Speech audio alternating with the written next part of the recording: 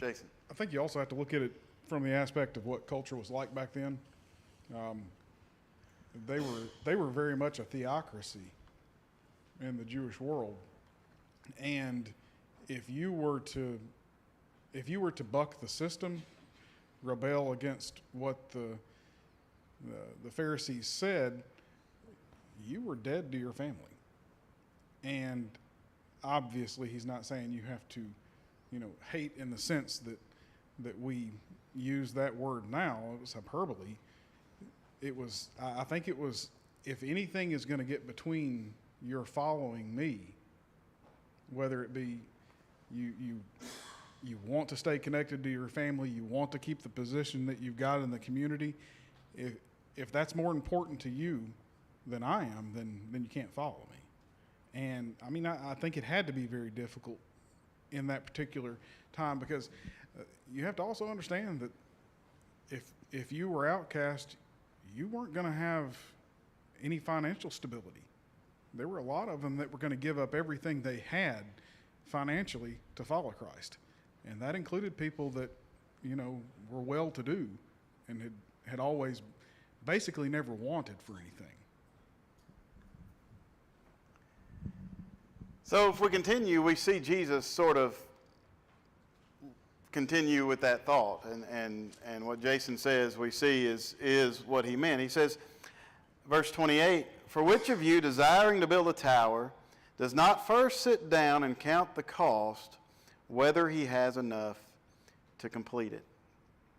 Otherwise, when he's laid the foundation and is not able to finish, all who see it will begin to mock him, saying, 'This man has begun to build and was not able to finish.'" So I think we've all seen it. We've all seen the slab for a house. And we think, okay, something new's coming. And then we drive past that same spot 6 months later, and guess what? Same slab. There's a little more grass, right? And then we drive by 6 months later, and still, same slab. We drive, what's that, 79, I guess. We drive in through Gibson into Humboldt. And you probably all know that neighborhood. I forget the name of it, but it's got a sign. There's a sign for the neighborhood. It's just before Nathan and Lisa's neighborhood. There's one house in it, but there's really nice entrance feature, brick entrance feature, and a nice divided entrance median. I've never driven up through there. It doesn't look real safe to drive up in there, but there's one house, and there probably could be 30 or more, and that's probably supposed to be phase one. And I don't know when they started it, but there's no activity in there now. Why? Why don't they finish?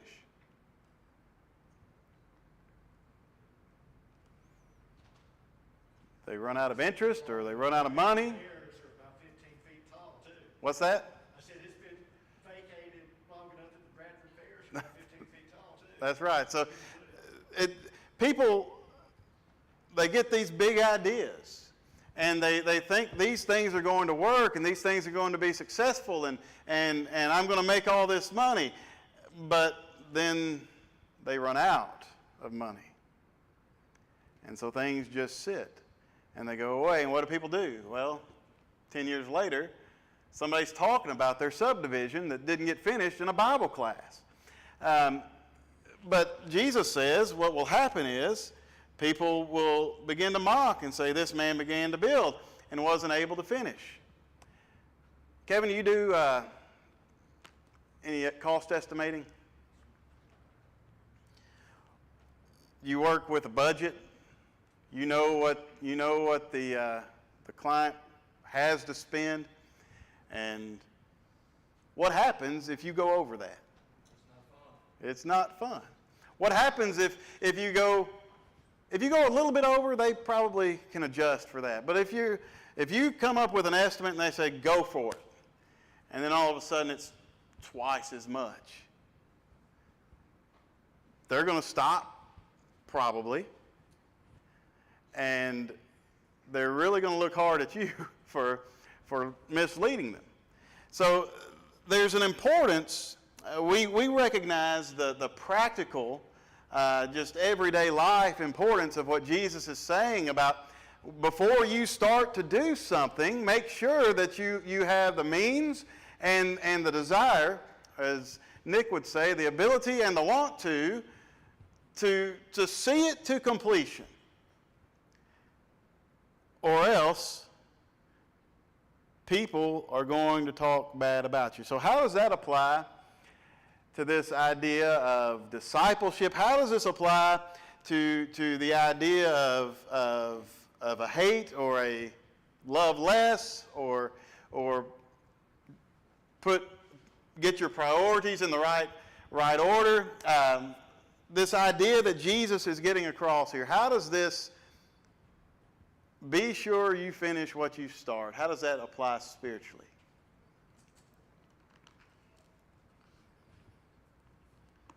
There's a lesson here about not letting life get in the way. Think about when I became a new mom, and some of those mommy groups, and you could see with these women how some of them became so focused on their new baby, their children, that it was almost a form of idolatry, where I think they lost the connection they had previously with God because they shifted so far the other way. And it happens. We see that happen. And maybe we have felt ourselves moving in that direction at times and have had to rein that back in our own lives. Or maybe we've had somebody encourage us to rethink some things. But Jesus says, count the cost. Sit down and count the cost. What possibly, I think we'd all agree, if we're Christians, that the Christian life is the best possible life. Raise your hand if you disagree. I didn't expect to see any hands. I wasn't sure how many I'd see if I said if you agree. But nobody disagrees. The Christian life is the best life that you can live. And so what's the cost? What's the cost that we have to count? We're going to be beat up a lot, physically. Okay, potentially physically, we don't see that so much. But Cliff says also mentally and emotionally, and perhaps that is the more prevalent cost that we see as far as if we're thinking about persecution. It will affect relationships. Maybe the relationship that you have with your mother or father or brother or sister, it will affect those relationships. Now, if it does, what do we do? If our parents say, if you're going to be a Christian, don't bother coming around here anymore,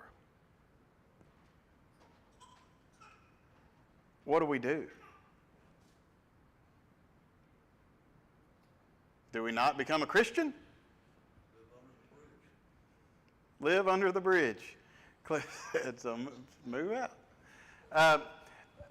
I guess there are options, right? There are options. And one of those options would be to say, okay, you asked for it, you'll never see me again. But next week, if we don't get to it this week, next week we'll look into another disciple saying of Jesus in John chapter 15, where he talks about bearing fruit.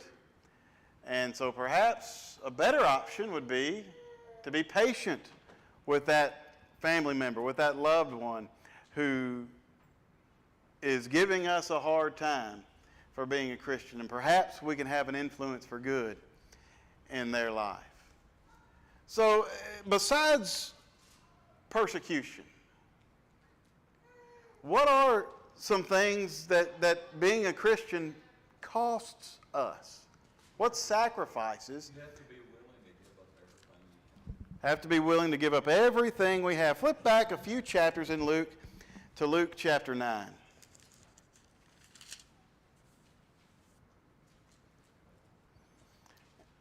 And it's interesting, this section beginning in verse 57 of Luke chapter 9, in my Bible, the heading over it says, "The Cost of Following Jesus." As they were going along the road, someone said to him, "I'll follow you wherever you go." Sounds good, right? That's the Bible class answer, right? Where would you follow Jesus? Wherever he would go. I'll go with him. And Jesus said to him, "Foxes have holes, birds of the air have nests, but the Son of Man has nowhere to lay his head." What do we have to give up to follow Jesus? Think about your home. Jesus said, "I'm homeless. You still want to follow me. I don't know where I'm going to sleep tonight. You still want to follow me." When you think about your house,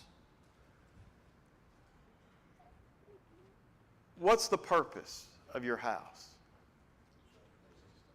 Shelter, maybe a sense of security, and certainly in our part of the world, there's comforts at home, and all of those things are things that Jesus says you're not entitled to, you're not guaranteed if you follow me. And so that's a cost of following Jesus. Verse 59, to another he said, "Follow me," but he said, "Let me first go and bury my father." And Jesus said to him, "Leave the dead to bury their own dead. But as for you, go and proclaim the kingdom of God." And so again, we see this man is faced with the choice of family or Jesus. And Jesus says, if you really want to follow me, if your family doesn't want to follow with you, you follow without them. Cliff.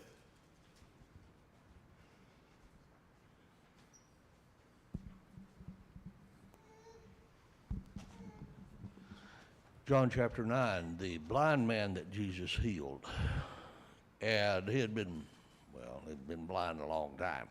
And as the Pharisees said, anybody that admits to Christ and believed in Jesus would be put out of the synagogue. Now that had implications.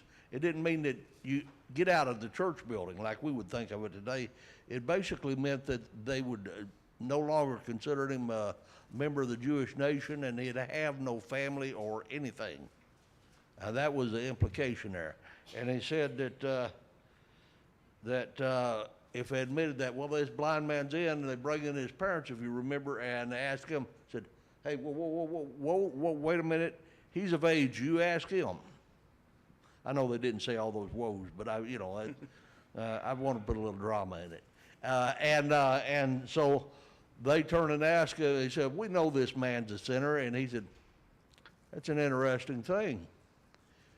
You say he's a sinner, but he opened my eyes." They put him out of that synagogue. Sure, that's right. But his family put him under the bus. Yes, it is. They got to stay in. That's right. So we have to be willing to sacrifice our comfort and security. We have to be willing to go against the grain with our family, potentially. Verse 61, yet another said, "I will follow you, Lord, but let me first say farewell to those at my home." And Jesus said to him, "No one who puts his hand to the plow and looks back is fit for the kingdom of God."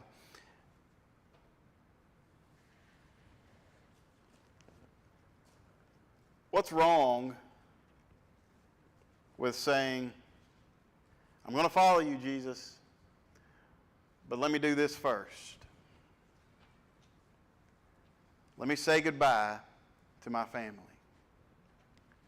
Somewhere in 2 Kings, I can't remember the chapter, Elijah comes to Elisha and says, you're going to replace me. Come with me. And Elisha says, well, first, where is Elisha when this happens? He's out in the field. He's plowing the field. He has his plow. He has his oxen. And he says, well, let me say bye. Well, that was okay. Why was it not okay for this man? Well, I think... Well, you don't know how close to death they are. True. We don't know how close to death they are. But also, Jesus was able to know this man's heart. And how many of us, maybe not us, how many of us know people who would say, I'm a Christian, I'll follow Jesus, and then we see their life? Or then we talk to somebody that they work with and we say, oh yeah, I go to church with them. They go to church? Jesus knew this man's heart, and perhaps it was the case that he's saying one thing, but intending to stay at least 1 foot in the world. Now with Elisha, what did he do in his farewell? He broke down his plow, set it on fire, killed his oxen, and cooked it and fed the people. He had no intention of going back to that life. He was God's man. Cliff said that's how he felt when he left the cotton field. He had no intention of going back. So we have to give up that sense of security, or that worldliness, or that longing for that old life. Nathan. Could part of it not also be just our commitment? You know, some people, I'll be more devoted when I retire. I'll do so and so when my kids are gone. I've decided if I retire tomorrow, I still got about 10 years worth of work. And so the idea of catching up is becoming further and further away. But I mean, life is like that sometimes, right? Like stuff is going to take our time.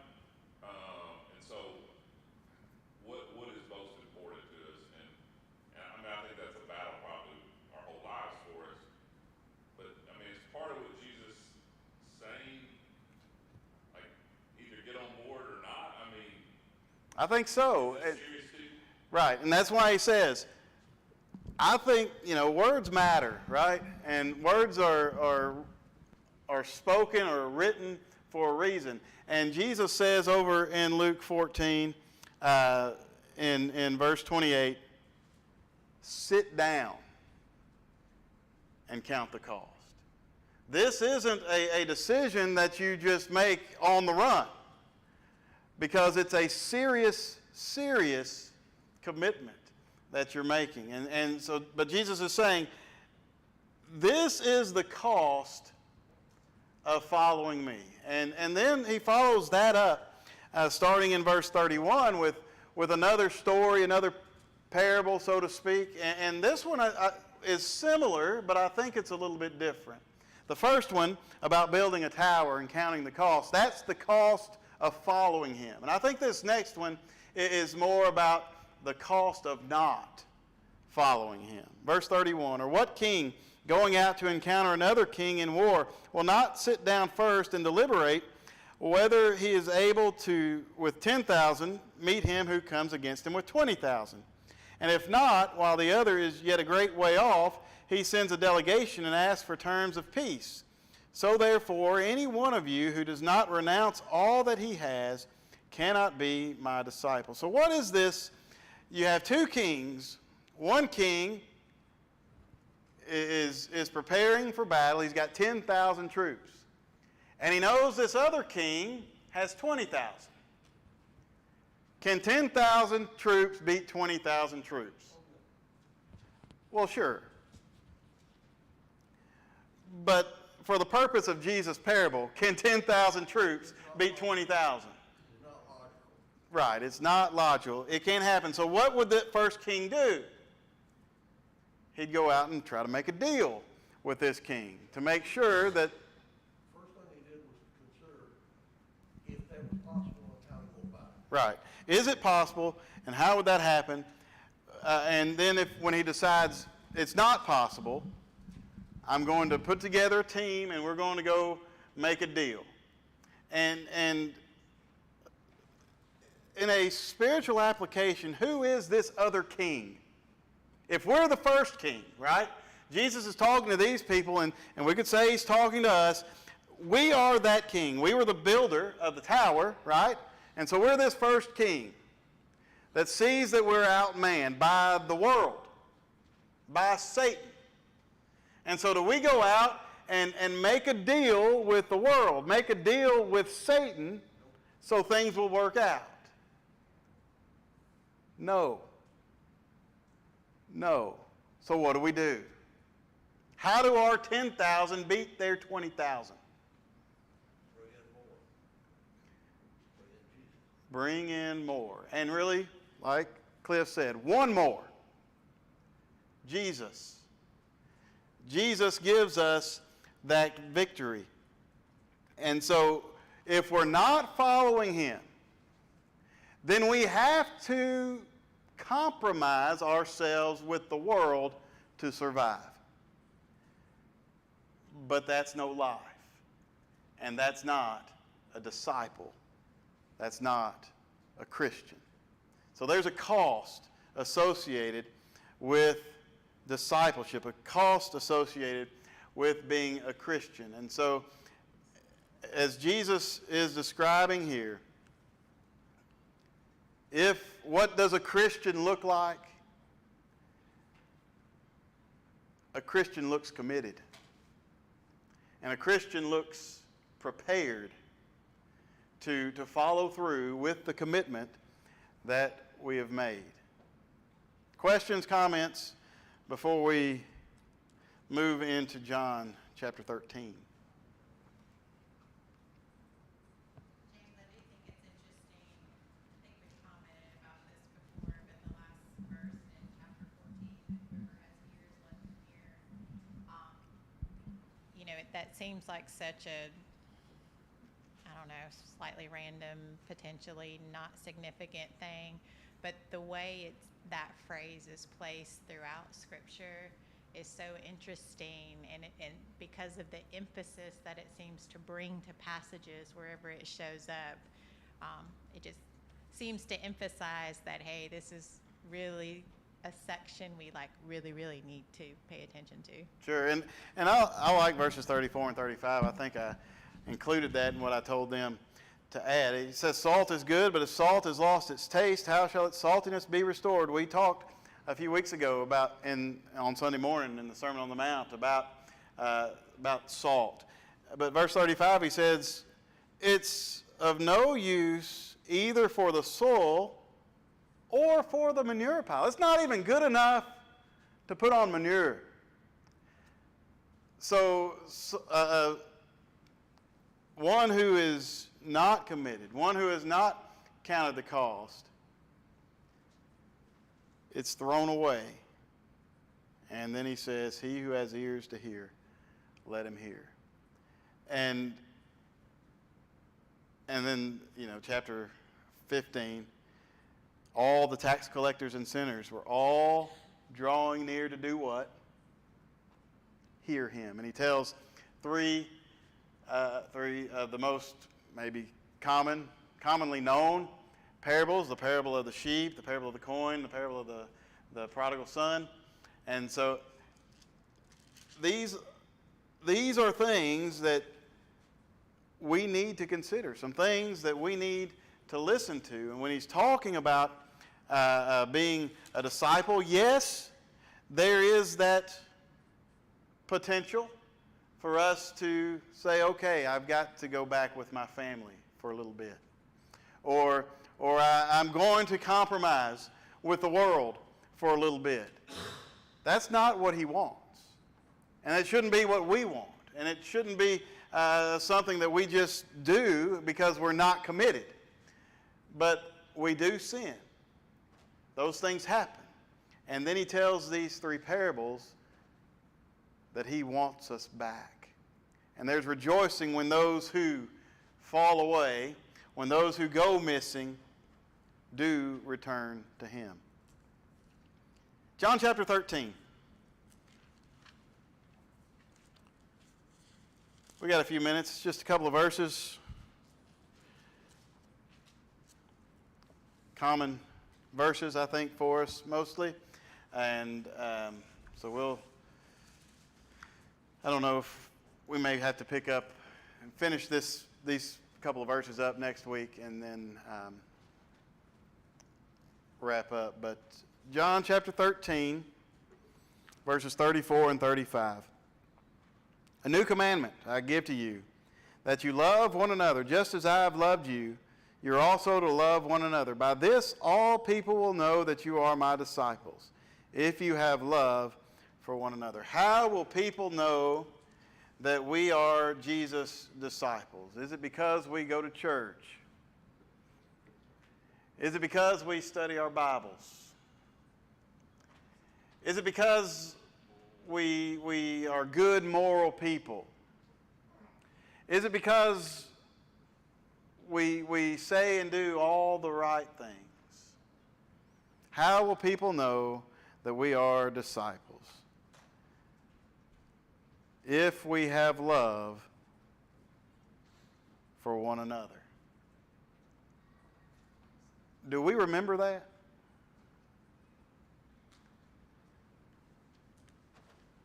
If we want people to know that we're disciples of Jesus, what are some ways that we go about letting them know that?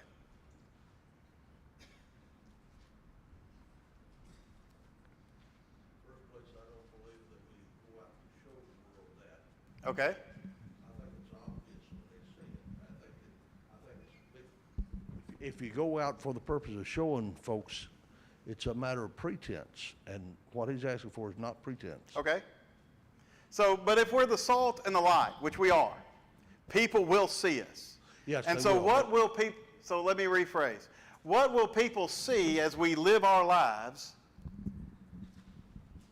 that we think, or maybe another way, when we look at people, what indicates to us that those people are disciples, that those people are Christians? We said, that's the question, right? What does being a Christian look like? What do we think? I think very often we overlook people who Christ would say, yeah, they've got it. It's the quiet servant. The one that doesn't necessarily make a bunch of noise, the one that doesn't constantly grab the microphone and talk in class. But it's the one that can be counted on. The one that is often forgotten about until you are in trouble or until you're struggling. And you think, this is who I need to call. This person will help me, or this person will at least listen to me. This person won't take what I've done and throw it up in my face. And why do you feel that that person will treat you in that way, in that good way, that positive way, that encouraging way? Because in the past you've seen what they've done. You've seen them. If you pay really close attention, you'll see the people throughout the church, not just in this congregation, but throughout the church, that they are the ones that are there when people are struggling the most. And it's not that they're saying there'll be no consequences for whatever action you've taken, but it's, I'm going to walk beside you and go through this with you. I'm going to be right there, and I'm not going to make excuses for you. But I'm not going to throw you away, because Christ didn't throw people away. Christ said, I know who you are. I know what you've done. Stop doing that. And here's how you can stop doing that. Here's how you can have a happy life and an everlasting life ultimately. So you lean on these people, you depend on these people that you consider to be true Christians, true disciples, because you've seen their love for one another. That's what it sounds like. I mean, that love one another is a pretty encompassing term. There's a lot of ways that love is shown for one another. But how many people out in the world are going to see us in here studying our Bibles? How many people out in the world are going to hear us in here singing songs or offering prayers? Not many. But when we go out there, they see us. And do they see us loving one another? And that love for one another, Jesus says, that proves our discipleship. And like Cliff said, it's not a matter of us going out there and trying to brag about all the things that we're doing and really wanting people to see that. But people should see it. They see it because it's there. And we're not, our intention should not be to sneak around to love one another. But people will. It is for people to see and not glorify us, but glorify God. But they'll know that we are disciples because of our love for one another. Why is this a new commandment? Leviticus 19:18 says, love your neighbor. Why is Jesus saying, love one another, a new commandment? You know, the Apostle Paul wrote, he said that when you have an opportunity to do good unto all men, but especially. Do good unto all men, but especially those that are of the household of faith. That's right. Do you think perhaps the new in this command is the standard that's used? In the old law, Leviticus 19:18, love your neighbor as yourself. And that's a pretty good love, right? Because we love ourselves, we care for ourselves, take care of ourselves, and so we ought to love others that way. But Jesus says, love one another, not as yourself, but as I have loved you. How did Jesus love us? He died for us. That sounds like a greater love than the love that we might have for self. And so we can see perhaps how this type of love is a love that maybe needs to be commanded. And it's a love that we need to be reminded, certainly, to have for one another as we're trying to be Christians. What does a Christian look like?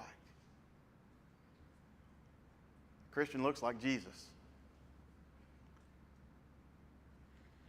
Next week, we'll wrap up our discussion of this question. We'll be looking at John chapter 15, verses 1 through 8. Jesus talks about a vine and some branches and bearing fruit. And I hope that this has been an interesting question for you to consider. It has been for me, and like I said, we have a few more that we'll cover after we wrap this one up, and then Mark's already stewing on a new topic. So, but again, if you do have some questions, drop them in the box. And if you've submitted one and we haven't gotten to it yet, we will. There's still a few more weeks. So, thank you for your comments and your attention tonight.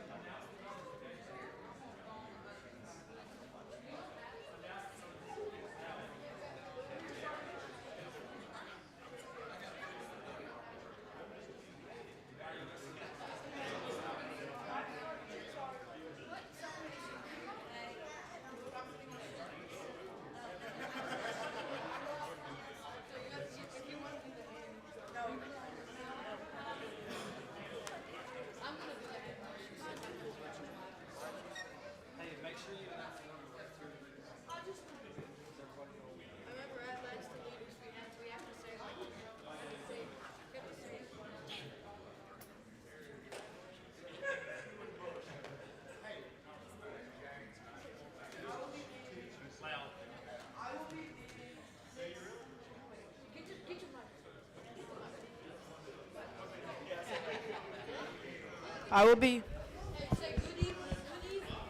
Good evening. Good evening. I will be leading 867. 867.